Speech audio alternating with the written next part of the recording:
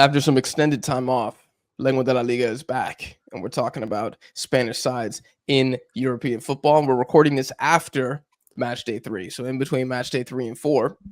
And Jose, as of time of recording, if the group phase ended today, only 2 Spanish sides would automatically qualify to the next round: Real Madrid and the mighty Rayo Vallecano from the Conference League.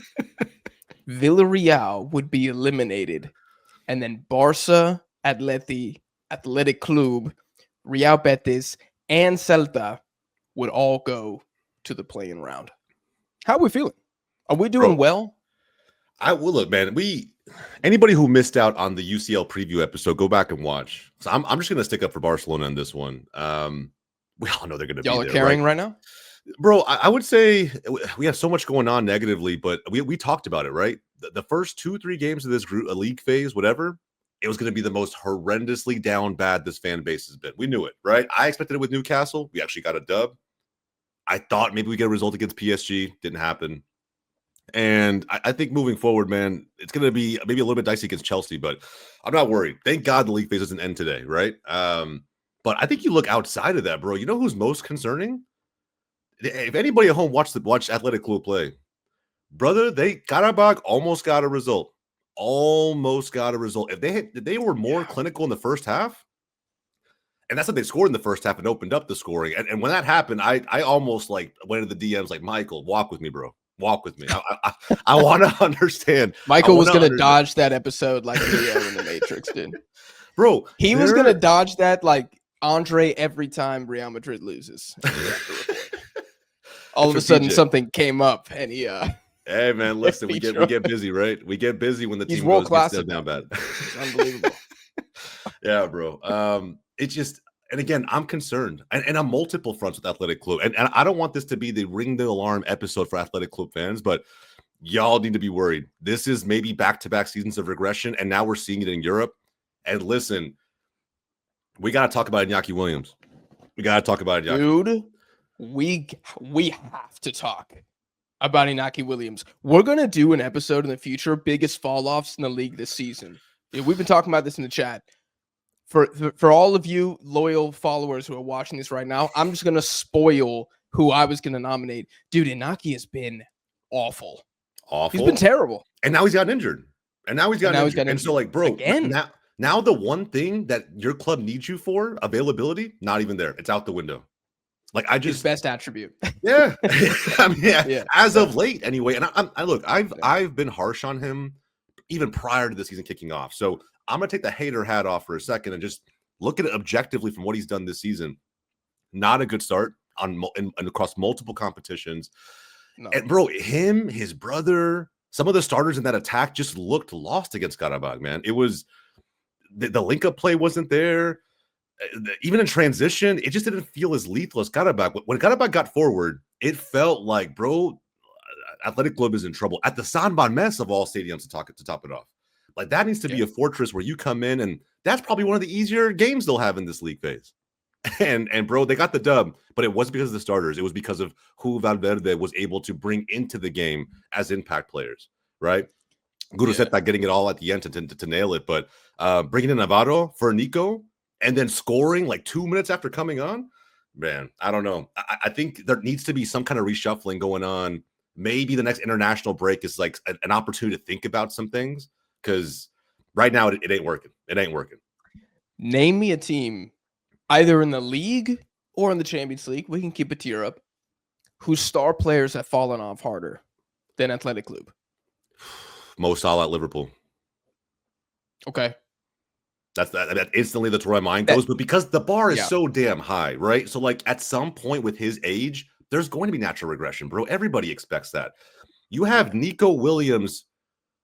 I'm going to bring it up again on back-to-back contract extensions, supposed to be playing in the best form of his life, and he's been okay, but Iñaki, bro, this team needs you to step up. Like at this point, I don't know who can make an excuse for you anymore. Like the fall off has been insane. This could be Paul Pogba-esque levels of fall off at United levels of fall off. You know what I mean? Like, yeah, I'm almost wondering, where the hell did he go? Did he start? I don't see him out there. It turns out he was playing the whole damn time. I don't know, man. It's concerning. If you're Dude, an Athletic Club fan like Michael, it's concerning.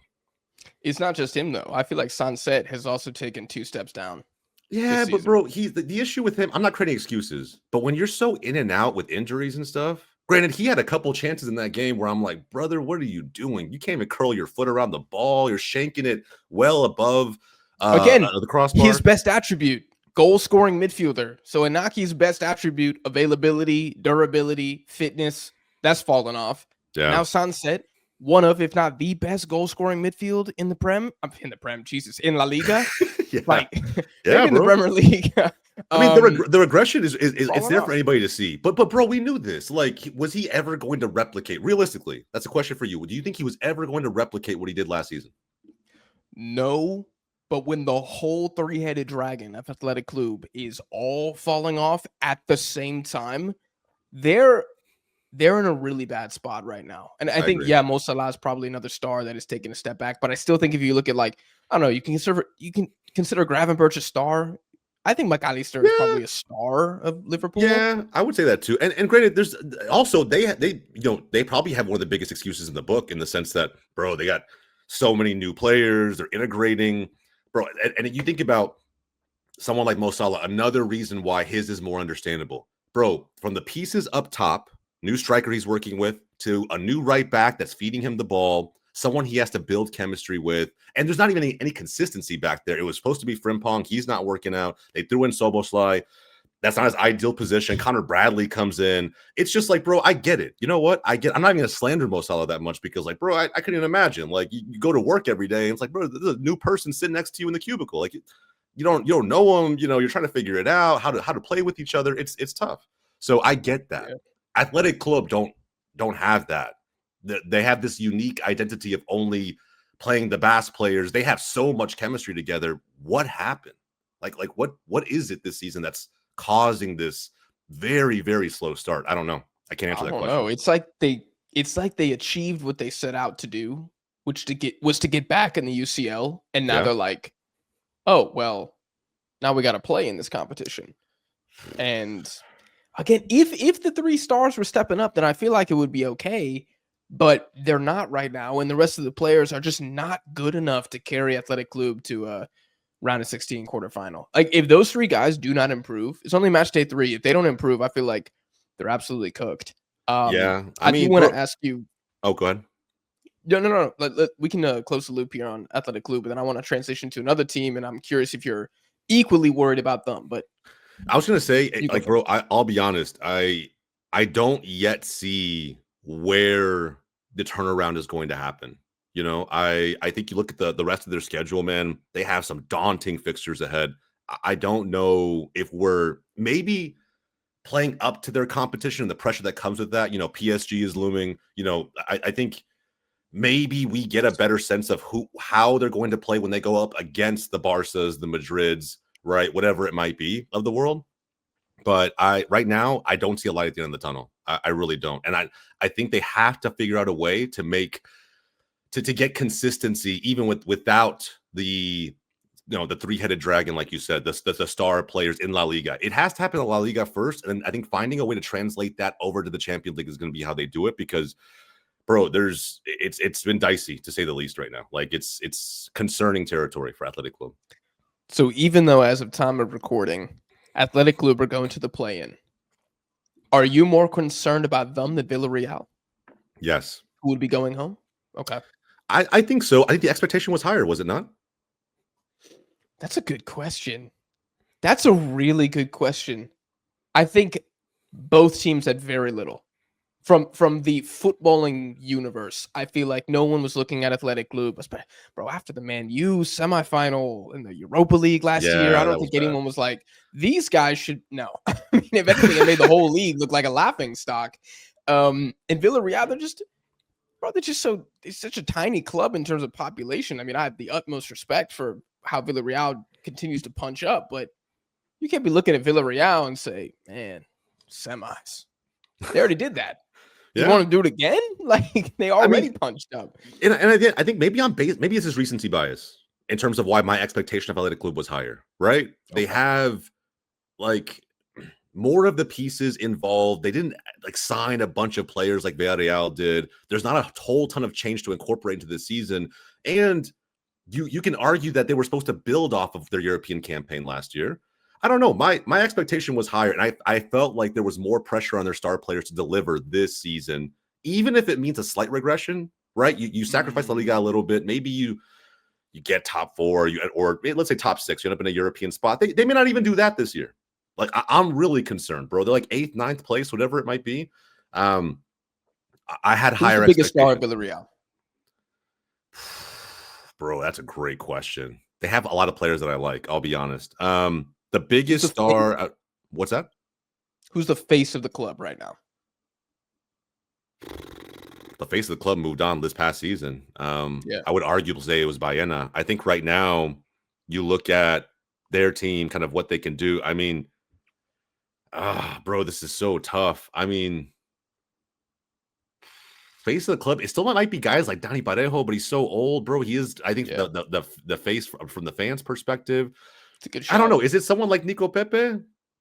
Maybe in the attack. They have so many different attacking I think pieces this is now. what we're getting at here. Where if you look at Athletic Club, I actually agree with you in the sense that their personnel definitely had more pressure than Villarreal's personnel. Yeah. No one's. I love Nicola Pepe. You have mixed feelings about him because of the Arsenal time. I think he's been a beast, dude, the whole freaking season. Man, the guy's so freaking good. Bro, I love Nico Pepe. I love him. I have nothing against him. A lot of Arsenal fans might. I really don't. He's just great for the league. To have that guy is exceptional. But again, he's known for being a flop. Yeah, that's his reputation. He's an Arsenal flop. Maybe Gerard Moreno. Maybe that's someone that I'm like, you know what? But even then, bro, if that's the face of your team, he can stay healthy. Yeah, that's the face of your team. Then you probably have bigger problems, right? I feel like he traditionally is, and that's what Villarreal is in my mind. They have these players that we traditionally associate with them, but they've added so much new talent because of who's exited recently that this is why my expectation of them is slightly lower. Athletic Club, I know exactly what to expect. They should be progressing year over year. Valverde is a good manager. And maybe he's not great for Europe, right? You can have that debate back and forth based on what he was doing in his time at Barcelona and even previous European campaigns. We look back to the 7-0 against United last season. But still, bro, they have all over the pitch from the spine of this team. They have more recognizable faces that you expect higher quality from, and it just hasn't been there. But we've even talked about how Vivian even looks worse this season. Yeah, I mean, but and that too, man. I'm not saying he fell off, but no.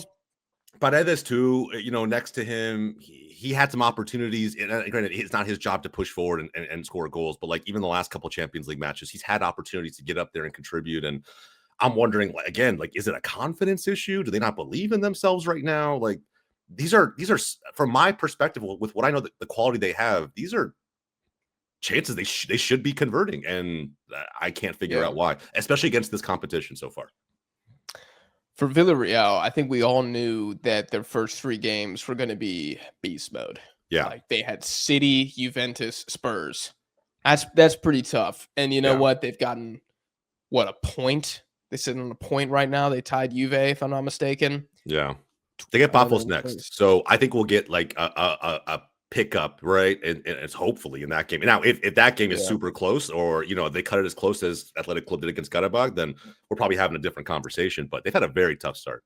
We're having a different conversation next Wednesday after that game, because if Pafos win, then God, I mean, Villarreal stock is crashing. Like not even Villarreal. I think it's La Liga stock at the same time. That would be right? devastating. Yeah. It'd be devastating. It's even worse because of all the money that they spent. They're spending big money that Betis isn't spending. Certainly Rayo's not spending. And for them to lose to Pafos that's when you panic. But I will say, I've watched 2 of their games in full, and I actually think performance-wise, they've been better than Athletic Club. Yeah. I think Villarreal have gotten a bit unfortunate going up against some really, really good teams. I mean, I thought Dortmund slaughtered Bilbao away from home. I thought that was a terrible loss. I think away against Spurs, I thought Villarreal actually did okay. I mean, it's a goalkeeper error. That's how they concede. It wasn't Thomas Frank masterclass. It was just, I think it was, I always forget the name of their Brazilian goalkeeper. It's not Costa. Is it Kunde? Junior, I think it Junior, is. Yeah, Junior. That goal was terrible, right? It happened so early. It trickled in. I'm like, brother, what are we doing, man? The opening day. This is how you're gonna represent La Liga. I mean, it is, and that's how I think of it, right? As being an outside fan looking in. But with that said, with all of this said, if they win against Buffalo, which we expect them to, we still wouldn't have learned anything. We still would not have learned anything. Correct. I still feel like the game that follows that in the Champions League, which is Dortmund, that's where we learn what this team can do. We might have to go live for that game. That's not bro. It's going to be a banger. It's going to be a banger. That's going to be a banger. Over under. If we see less than 3 goals, I'll be pissed. No, there's no way. I'm knock on wood right now, but hopefully, fingers crossed. There's no way, bro. No way. Okay. Yeah, that'll be very cool. Yeah. Not too great for either of those sides, but I do kind of have a little bit more faith for Villarreal to bring it back. I do want to briefly talk about Atleti as well, because we have been just, I mean, it's honestly, I'm upset. I'm upset that our defense is this trash. I think that bothers me more than the points total.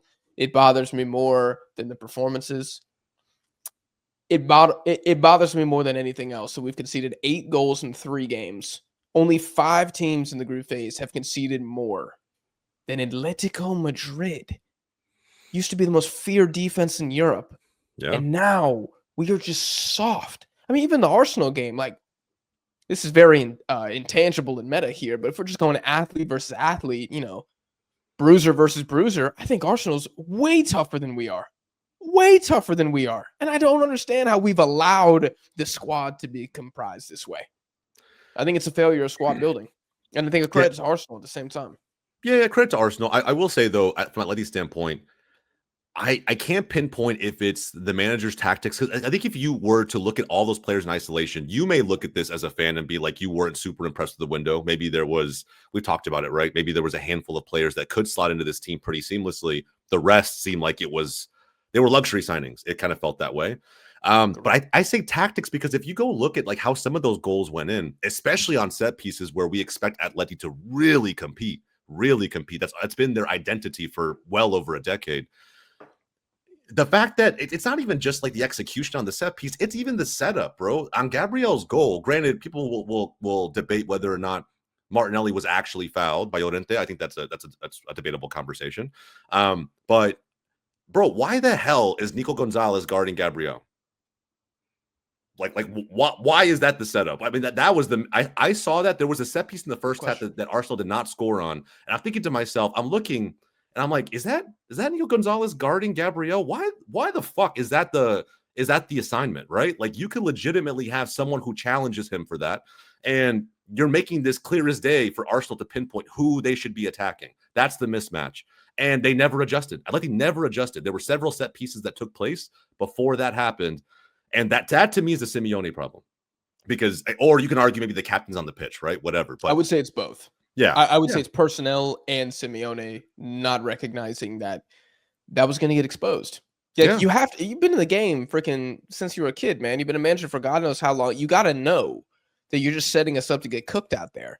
I thought Llorente was pretty terrible as well. We don't have a lockdown defender. Like, we really don't have that thug in the back who's just going to not get dunked on. He's not going to take any shit. He's the enforcer if we're talking, hockey or something like that. Yeah. We've lost all of that personality. We got a bunch of nice guys in the back now. You know who it could be, though? Because I thought he had a good first half was Hansko. I actually thought he did fairly well, bro. And he had it in a fucking tall order. Yeah, he had a tall order, man. Like, legitimately had to try and like lock down Saka on that side. And then he had to deal with the overlapping runs of Timber. And Timber is very technical in his own right. So, and I thought he played well. Like, he didn't give up anything crazy. Saka was forced to really cross everything in with his weaker foot. Didn't let him cut into his dominant left foot and give him a free shot or a free opportunity. So it may not be like the Atleti of old, but I do think that it's with more time, Hansko could prove to be a very pivotal signing. But the rest of the back line doesn't do him any favors. Like, it really doesn't. If a ball does come in, it seems like everybody's on an island, and I have no idea how that's going to improve unless you change something dramatically with the tactics, maybe even the manager. We could talk about that, but yeah, man, it's tough. Yeah, I think a lot of Atleti fans feel the same frustration that we voiced many times on the show since the transfer window, where it felt like, we probably needed 150 million spent in the defense. And instead, we spent 150 million in the offense. Yeah. And, we had the game against Frankfurt. I thought we were going to lose that game. We ended up pumping 5 past them. That was great. But we can't defend anymore against anybody. We're not keeping clean sheets against anybody. That's one problem. With all due respect to Hansko, I like him. I think it was a good signing.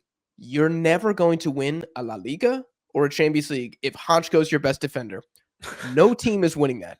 And he can be the backup, be Russell Westbrook, but you can't be LeBron. If he's your LeBron, you're done. And our away form, dude, is just continuously trash. We haven't won a single away game this season across all comps. I think part of the problem is also mentality. I will say, like, it's very, very concerning if you're an Atleti fan to watch your team stay in the game, right? Granted, you didn't create many chances in the first half, but you kept Arsenal out with everything that they've invested into their attack this past offseason. And then you go into halftime, you recollect, you find a way to kind of like, okay, let's get up for this one. We kept them out in the first half. Let's maybe make some adjustments to allow us to get there. But the minute the first goal goes in, to go from 1-0 to 4-0 in the span of 13 minutes, that's mentality. That's like, guys, you can't capitulate the minute that the first goal goes in and you feel like, okay, that's it. We don't have an opportunity to come back into this game. Maybe it's due to Arsenal's defense and how they've only given up one open play goal this season, or any other concern that might be running through their brains at that time.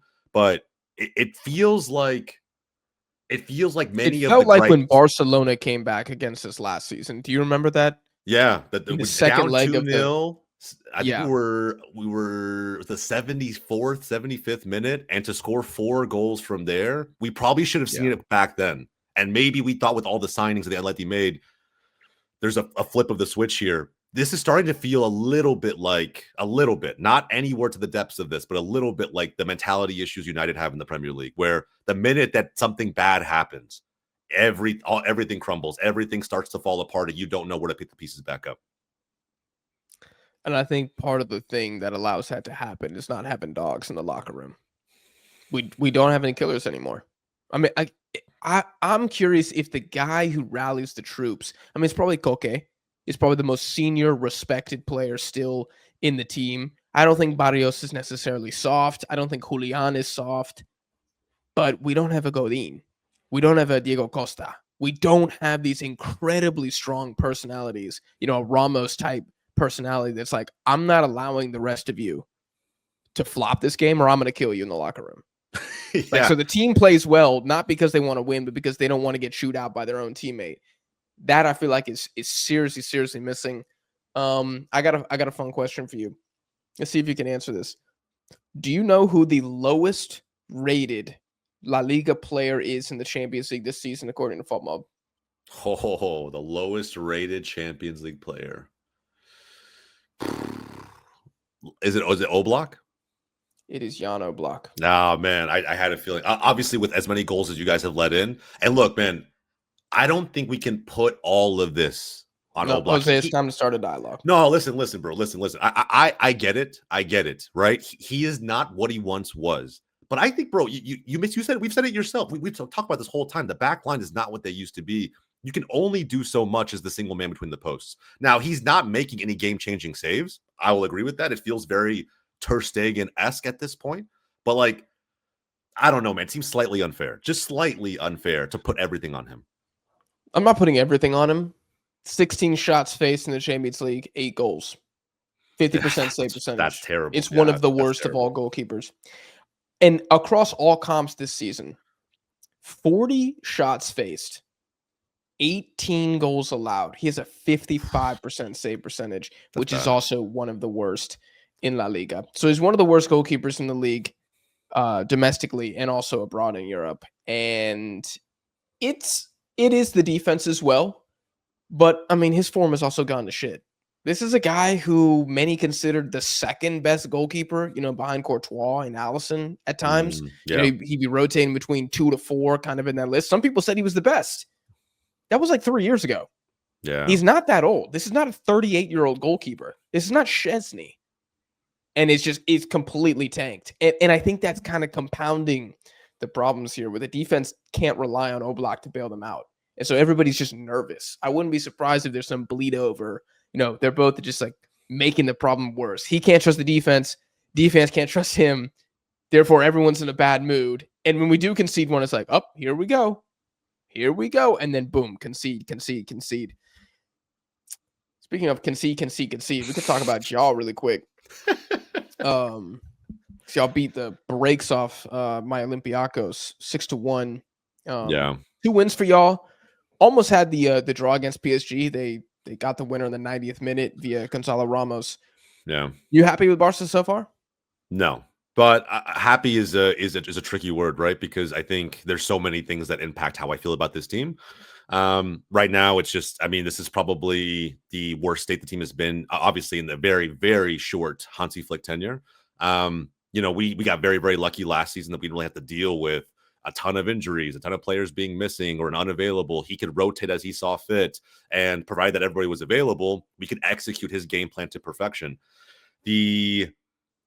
And I think when everybody looks at the problems, here's my issue with how everyone's assessing Barcelona, is that everyone's citing the high line as like the biggest, reason as to why we're conceding the way we're conceding this season. That's lazy. It's a lazy take. It's an extremely lazy take. I think at the end of the day, bro, it's more about the front line feeling gassed potentially. I'm not really sure, but the high line starts with them. If we can't pressure with the utmost urgency from the front, the back line is in trouble from the very get-go, right? So, again, with so much rotation, Lewandowski being injured, Ferran has to come in there. El Tiburon gets injured. We have to figure out a way to get Rashford to stay healthy and be playing up top. With how many rotating pieces we have up there. And yeah, he's looked good. He's actually been, Barca's best attacker all season. Leads the team in goals and assists at this point. The loan is looking great. But nonetheless, we're here. And of course, Szczesny is not Johan Garcia. It is what it is. Szczesny has yet to keep a clean sheet. We have to figure out a way to get him to try and even step up his game a little bit going into El Clásico. But yeah, man, it's not ideal. I'm not sitting here bemoaning Barca, and I think a lot of Barca fans are freaking out, having meltdowns before El Clásico because of how rampant someone like Kylian Mbappe seems to be against this version of the back line.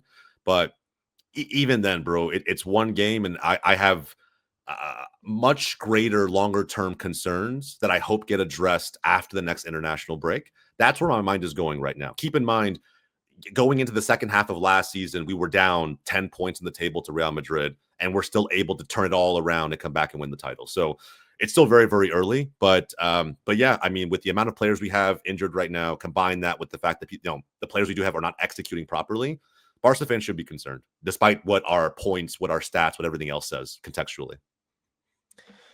Yeah, I honestly don't have very strong opinions of Barca so far. I think it was really good what you guys did away against Newcastle. You beat the crap out of Olympiacos, and you had a narrow defeat at your second home against PSG. I think it's okay. I wouldn't be panicking. Let me see what y'all got next. You got Club Brugge away. Drop points there would be a little concerning. I think Brugge are a very good team as well. Yeah. Then you have Chelsea away. Then I think your schedule gets easier after that, if I'm not mistaken. Yeah, it gets pretty easy after that. The next few games, I'm not trying to discredit anybody, but they become somewhat, from Barca's perspective and the strength we have, they become layups at that point. So that's why I'm not super concerned, at least from a Champions League perspective. But again, I think the next month and a half, all comps incorporated, is going to be massive for Barca. There's just so many big games coming up that we really have to be up for, hopefully be healthy for as well. So, and again, in La Liga, if we want to point to that, I know this is, again, a Champions League discussion, but if you look back to how we were playing before Olympiacos, that Sevilla defeat was insane, bro. It was rough. It was such a rough game to watch from top to bottom. And again, it just looked like we were tired. We were gassed. No one's pressuring from the front. Our backline's massively exposed. It felt like every vertical ball was going to end up in the back of the net from Sevilla's perspective. So yeah, that should all lead to a decent amount of concern going into the future European matches that are coming. If we do not get all 3 points against Brugge, I will be concerned. To be fair, Sevilla absolutely got up for that game. They haven't got up for a game in decades. And they've lost both games to Mallorca and Sociedad. So I think they channeled all of their power into that 90 minutes. But that was a stunning result, which we weren't even able to talk about on the channel, because that was the last game before the international break, right? It was. And the fact that Alexis Yeah. Sanchez was finally able to score against his old team. This motherfucker said he wasn't going to celebrate either, and he did. Bastard. But at the end of the day, you know, fair enough. I mean, fair play. Game is game. At the end of the day, like it was, hey, bro. I'm sure he feels some type of way about Barca with how he left, how we got him out, Suarez in. Like, I get it. But yeah, bro, there were much bigger problems in that game beyond what Alexis was able to do. And granted, bro, you know, he looked good. Like, I think that I don't know how they continue to get that much out of him as a 37-year-old or 38-year-old, whatever he is. But Sevilla fans, hold your team accountable, bro. If they play that against Barca, y'all gotta expect that they could do more than what they're doing right now. Yeah, dude, they made some decent signings. Vargas, who they signed, I think January last season. I was really excited about him because I've seen him with Switzerland. I don't think Michael was impressed, but I mean, it's Sevilla, so like, I was like, hey man, for them, it's a pretty good signing. Yeah, doesn't really replace Luka Bacchio, and then they got Suazo, the Chilean left back, who I've seen many times in like World Cup qualifiers for Chile, and he's been good. He's been a really good player. So yeah, I mean, that plus the Pizjuan being so scary to play at, I think Sevilla should be feeling okay right now, but of course they have nothing to do with Europe, and geez, I don't know when we're going to see them back in a while. If the season ended today, where's Kylian Mbappe in the Ballon d'Or race? Top three. Yeah, that's probably the best assessment, man. Because as crazy and rampant of a star as he had, bro, Haaland is on some fucking next level shit. And then you put. I think the number one right now is probably Harry Kane. I think you look at like Harry Kane is having a Ballon d'Or season 1000%, bro. You know what's crazy about this too? I have a crazy hot take. I know Barca has been looking at a number of young strikers to replace Lewandowski. I honestly would take Harry Kane. I really would. And it's an aging striker. Not to. Yeah. Bro, I'm telling you, with what he does everything, right? From playing as the striker to the 10 to an 8 or a 6 if he has to come deep, grab the ball and distribute. Bro, he would fit perfectly in with his side. So it's not ideal for a number of fans, right? It feels like Lewandowski back in 2022 when we signed him, he was 34, 35 years old. And you're like, what are we doing?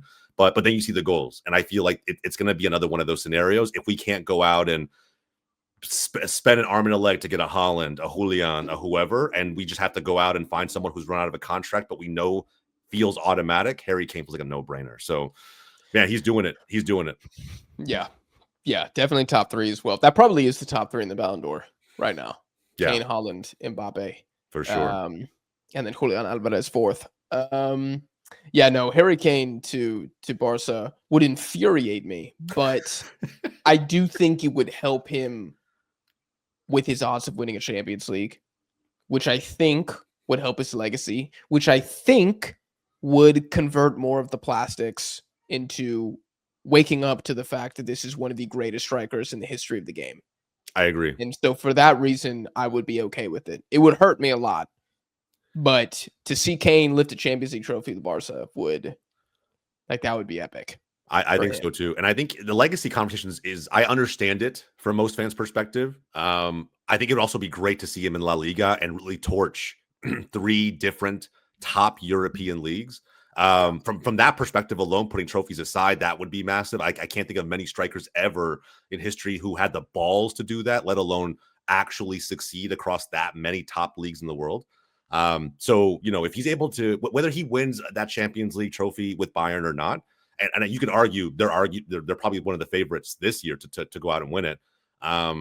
If he doesn't get it done, I would love to see Barca just, you know, find a way to get him over, because I know with Laporta being the way that he is, trying to find a signing that, you know, that is a great signing on the pitch, but off the pitch as well, right? It's going to create a lot of just global buy-in, jersey sales, all of those things from like a branding perspective.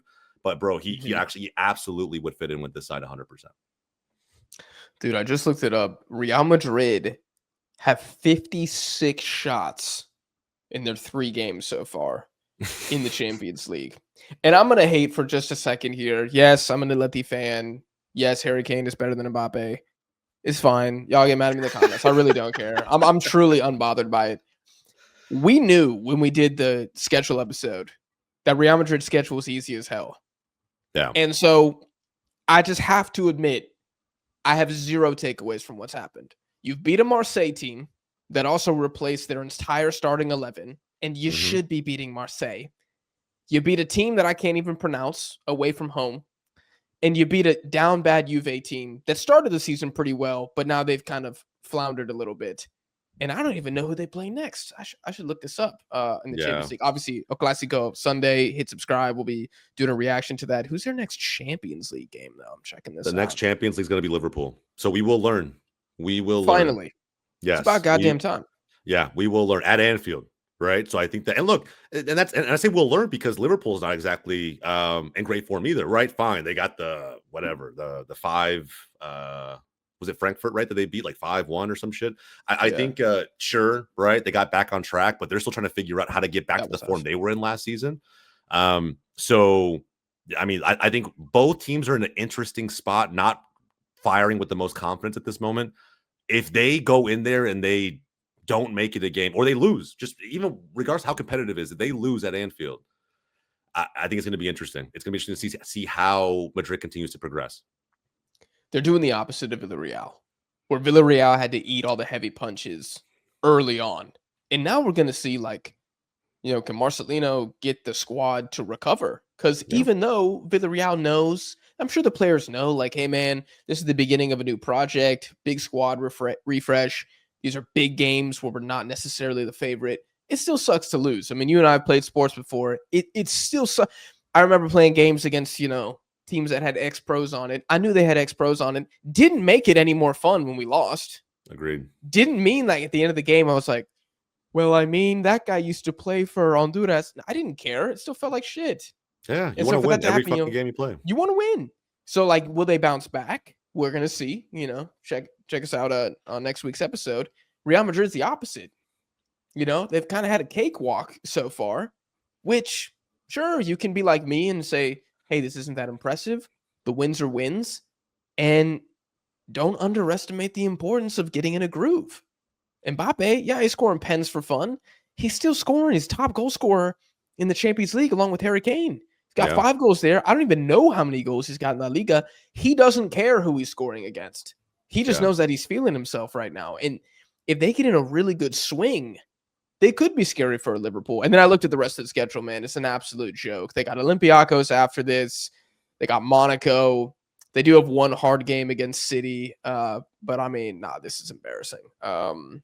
This is and then they got Benfica. Bro, they're gonna dunk on this schedule. This is ridiculous. Yeah. And keep in mind too, right? He is scoring pens for fun, Mbappe. I'm not gonna sit here and try and slander him. I feel like I said a lot about him last season, but I feel like I'm saying it on repeat. If we remember going back to last season, Mbappe didn't score against the top 7, top 8 opponent in La Liga until like February.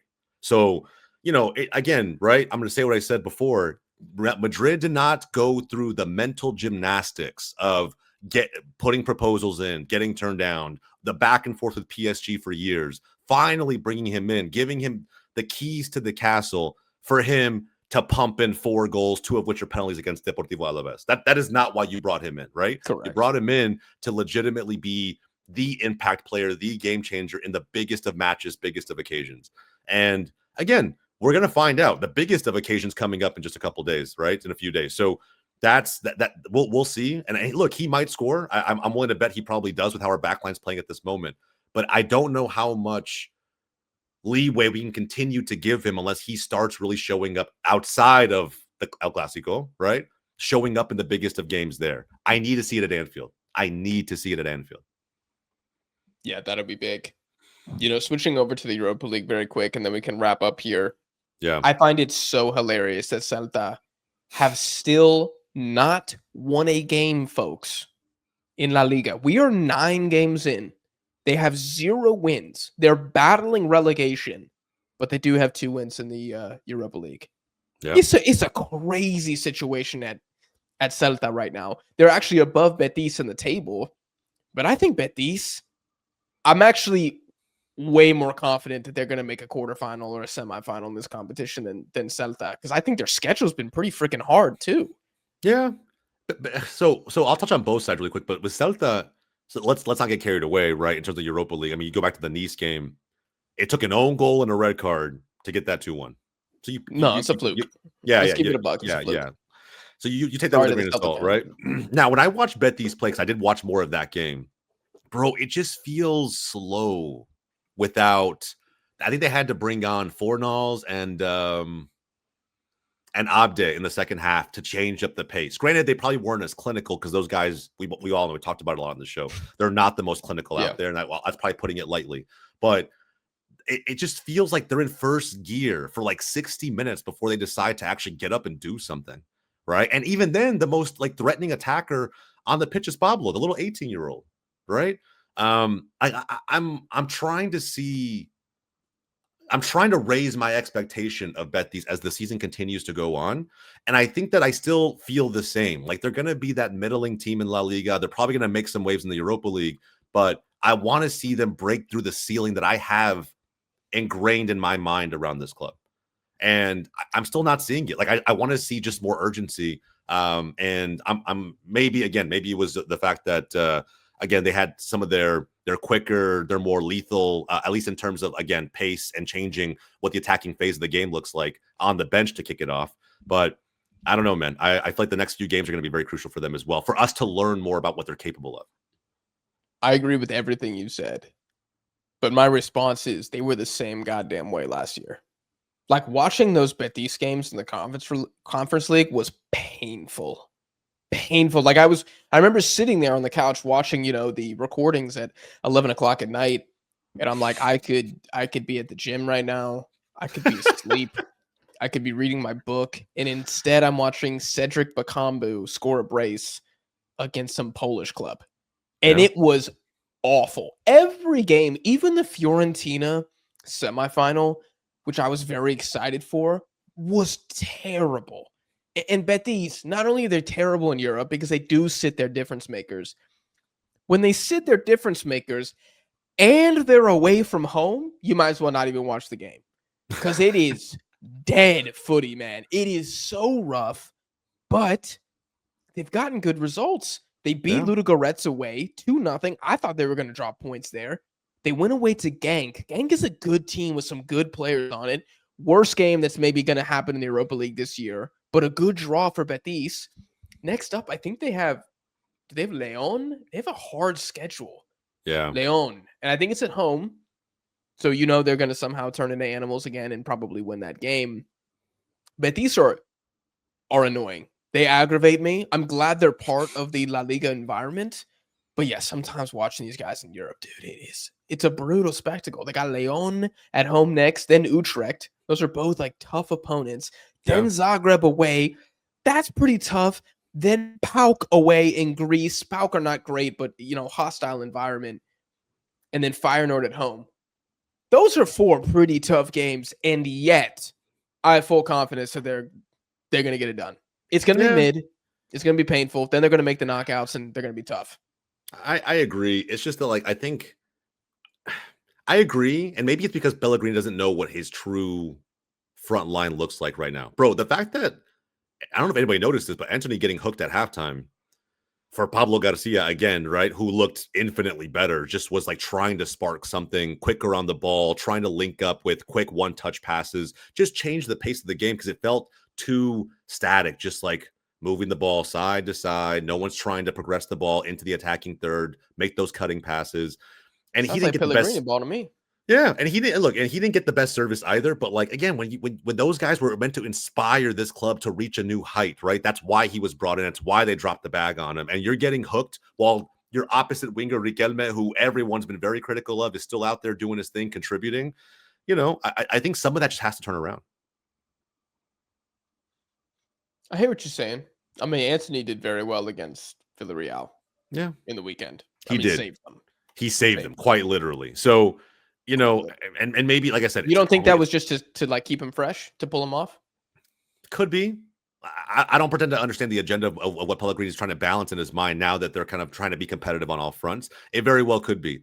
But if you think about how Pablo Garcia is playing, I kind of believe that isn't the case. Like part of me believes that like they were maybe even saving Garcia right? And not to be on his side, but Garcia could play on either wing, right? So maybe they're trying to not start with him, bring him in if they needed some sort of burst of pace or energy at the end of the game because they have another big game at the weekend coming up. Sure. That to me is more believable. I think Antony's someone that you buy and you bring in to start as many games as possible. I don't think you this early in the season, I don't think you're too particular with his minutes or with his workload. And that's why to me it was like slightly concerning against Genk why they weren't able to just do more up front. And it wasn't just him. Riquelme wasn't that great. Bakambu never is. Was Bakambu. His biggest contribution was a yellow card, I think, in that game. Like I really that team all the way around, their best contributors with the back line. We'll just put it that way. I look at it a different way than you, but we're gonna have to wait for the season to progress to find out more because I just think Antony is, he didn't really get the offseason with Betis still. That's so true. I feel like it was last minute. It was last minute, yeah. It was last minute, and Garcia is. We know Betis like to give their youth guys a chance, so I feel like they're like, hey man, for us to survive in this environment, in this salary cap, we have to keep qualifying for Europe. We got to keep our academy going, and we got to sell some of these guys. And to sell them, they got to play like Jesus Rodriguez last year. So that might be kind of the long-term plan. Maybe they ship out Garcia in 2 years, pure profit because he is academy, and they keep Antony. Bring him. I'll take him to Barca. No bullshit. I say that. You take him to Barca, dude. He's not good enough for y'all. I'm saying as an 18-year-old who I think has a high ceiling, he's not there yet. But as someone coming off the bench to just offer something, bro. In the Xavi area, we were still bringing Abde into games, and he was still finding a way to contribute meaningfully. Right? It allowed him to get that big deal over to Betis and be that number 10 over there. So, granted, since then hasn't done much, but I think the environment does dictate a little bit what you could expect from a player. And I think with that much quality around you, I feel like he has the technical pieces to raise his game. That's how I'm choosing to interpret it. But when I look at youngsters that I would maybe look at targeting in a year or 2 years, I'm really curious to see how he develops. Very curious because I think Rodriguez was another one that I would have looked at hey, listen, walk with me. I'm totally down to have this conversation about what big clubs in Spain he potentially ends up playing for. I'm starting to feel that way about Pablo. So we'll see. It's still early. Not good enough just yet, but I'm not gonna turn it down just yet either. I think Jesus Rodriguez is so clear, like even last year. Yeah. No, for sure. I'm not comparing them in terms of the technical ability, in terms of the contributions they make, but I will say the potential feels somewhat similar. It's like there's another kid here that if they don't find a way to get the most out of him, squeeze every bit of value, you're gonna end up letting him go to another club who's going to find a way to do that, and you're going to wish you would have gotten more out of him while you have this opportunity to put your stamp on, for example, the Europa League. That is certainly true. But we'll have to wait and see because Antony was a big buy. This is not something that Betis can afford to do often, so he's going to be the star man, going forward. Unless Garcia becomes unplayable, in which case, I don't know what happens to Antony. He's probably going back to Brazil at that point because I don't see anybody else paying the money for him. Let's conclude very quickly with Rayo. I'll be straight up. I haven't watched these games. Yeah. I am happy that they're doing better in the Conference League. The game that I care about is Rayo versus Lech Poznan on the 6th. Yeah. Because Luis Palma, Honduras' star player, plays for Lech Poznan, and he's been killing it this year. So I'm really, really looking forward to that game in Rayo. That's kind of the one I have circled here. And then Bratislava, I believe a Panamanian plays for them as well.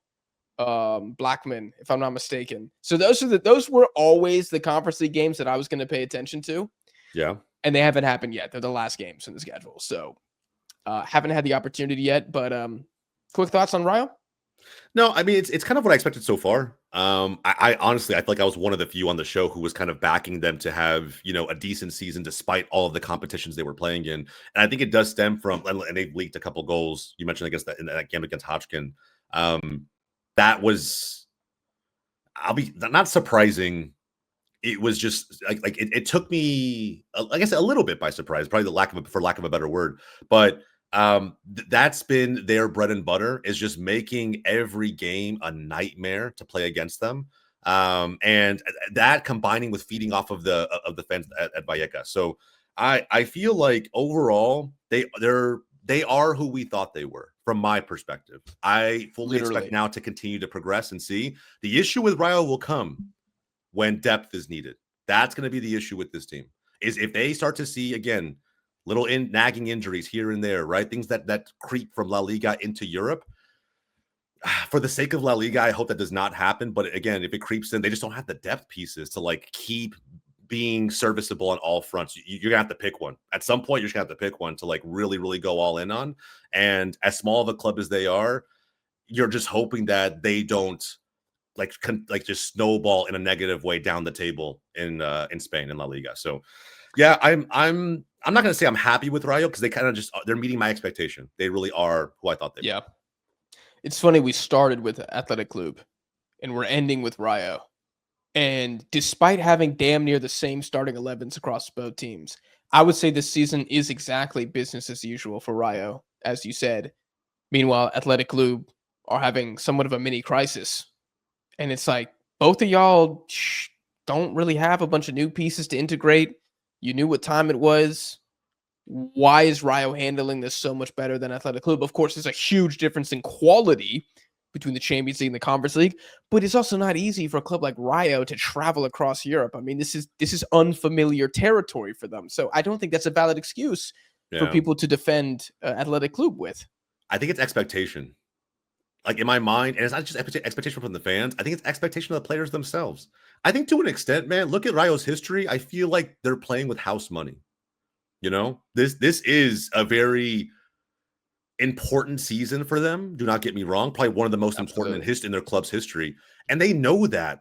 But it almost feels like, guys, no one in our history has been able to do this, juggle multiple competitions, Europe included, be serviceable on all fronts, and do so in the way that we play this game. And I feel like that's just they're embracing it in the best way possible. Meanwhile, you have Athletic Club, who seems to be feeling the expectations, the weight on their shoulders, and whether it's due to players coming back from injury and trying to get up to speed quickly, or certain players like Iñaki going through a slump and now they're injured. It just seems like maybe when these little hiccups come along the way, they feel it even more. And I'm not saying we're at the point of capitulation just yet, but that fan base, as loud as they are, will only continue to mount the pressure upon this team. And if they don't figure it out soon, man, that expectation that we have of them is going to tank in the worst way possible. I don't know if they're going to start looking at Valverde as like, hey, like has he run his course here? Is there someone else maybe who can get us over the line? That would be a crazy conversation to have, by the way, because Valverde is basically royalty in that part of Spain. Like there's no wrong he can do virtually from their perspective. So if you have to start asking big picture questions, things have gone horribly wrong. And now they're in the Champions League, where last year, when they were having rougher games in the Europa League, their talent was closer to that of their opponents, so they could kind of rely on their very strong defensive formation and identity to get them a result. But now you're in the Champions League. You are the lesser talented in basically every game left that they have on the schedule. I think they have one more kind of layup game and then 5 like doozies, or 4 doozies left. You're going to get punished now. Whereas Rayo, they're not really playing teams that are so talented that if Rayo's having a bit of an off day, they're going to get crushed. That's not going to happen, at least not in the group phase. Maybe in quarterfinal, semifinal, if they play a Fiorentina, I think they probably get punished in that game. But that's a semifinal or final, I think. But I think even if they get punished, bro, I think that go back to that conversation around expectations. I feel like they understand who they are. If something negative happens in a match, in a string of matches, I think they know how to fall back on their identity and make sure that that's felt in whatever big match is coming up next or whatever match they know they should be winning. And I think that Rayo has progressed to a point where you can now say there are matches on the schedule they should be winning. Once upon a time, that was not the case. And I think with Bilbao, when this game against Karabakh, thank God they won because they should have won. And I think that they started to panic when that wasn't going their way. They're down 1-0 early. They were trying so many different things. Iñaki can't even figure out how to shoot the damn ball. Sanset, same thing. He's sliding into random spaces without getting the ball. And Nico's just trying to find pieces to link up with. It just feels like the more pressure that mounts on, they're accepting it. It's becoming tumultuous from their perspective. They really can't figure out a way to just take that and embrace it and allow their identity to show through the football. And maybe they're questioning themselves on a deeper level. I feel that way. I'm not saying they're in crisis mode. This is not Liverpool dropping 4 games in a row. That feels like a small crisis. but we're approaching that territory. I'm telling you right now, the biggest game every La Liga fan should be gearing up for is, it sounds weird to say, but that Buffalo's game. If they lose, crisis mode, flip the switch on. Yeah. We need to have an emergency pod on La Liga for sure. Anyways, guys, that was a pretty comprehensive. I feel like we touched on all the teams pretty good here. Hell yeah, like we said, we got El Clasico on Sunday. Then we got match day 4 next week. And then I believe the next Champions League games, are they before the international break or are they after? No, they're before. They're before. I think they come up in like less than 2 weeks. Actually, that's pretty sick. Okay, cool. So we are going to get those. We'll get that match day 4 right before the international break, I think. Okay. That'll be nice. Yeah. So we will have another Champions League and European football focused episode here on La Liga. So if you don't want to miss that and all the other, regular La Liga content, just talking about the actual top flight, including El Clasico reaction on Sunday, make sure you are subscribed. You guys let us know in the comments how you feeling about the Spanish teams in Europe so far this season. If you enjoyed, smash the like button. If you're listening on streaming platforms, give the podcast a 5-star rating. We appreciate you guys for watching or listening, and we'll see y'all in the next one.